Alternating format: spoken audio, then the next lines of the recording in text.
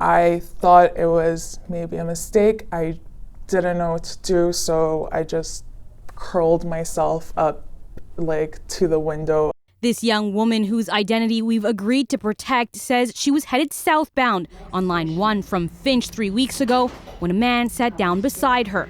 She thought it strange because there were many empty seats on the train, but what happened next stunned her. I just looked from the corner of my eyes. I saw that there was like 2 fingers from the person next to me just stroking like the side of my breast, as like trying to be as like hidden as possible. And I realized that with one hand holding out a phone and the other hand was under his jacket and like covered with a bag, to make it seem like to others as like he's just like playing on his phone, he's just looking down at his phone. The young woman says she pulled away, too shocked to say anything, and the man got off the train after 2 stops. This is like my regret, is that I felt like really shook. I couldn't say a word, like my tongue was like completely like tied. It wasn't until last week that she confirmed the incident was no mistake.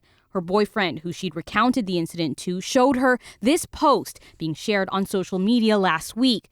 It described an incident where a man sat beside a young girl on the TTC, placed his jacket and backpack on his lap, and allegedly brushed his hand along the side of her breast. It was such a shock to me because it was the same exact bag, it was the same man, and it's not something like, it's something that happened recently to me, so it's not a bag or a face or a hand that I would ever forget.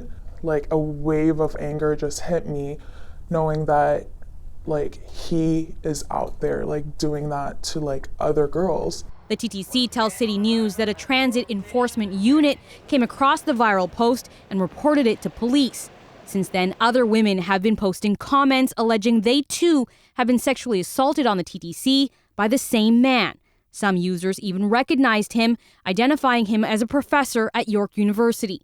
The university confirms to CityNews they are aware of the reports and are taking the matter seriously, saying in a statement, York is taking steps to investigate the matter and continues to liaise with Toronto Police Service. In the interim, the university has made arrangements for the course to continue as scheduled with another instructor, and this has been communicated to registered students. Toronto Police say this is now an active investigation and they are in the process of conducting interviews with witnesses and victims. No suspect has been identified or arrested at this time. Even though it's just a stroke and it may not seem like a big deal to many people, and people try to make it seem like a small thing, no matter how little the incident, if consent wasn't given, it doesn't make it okay at all.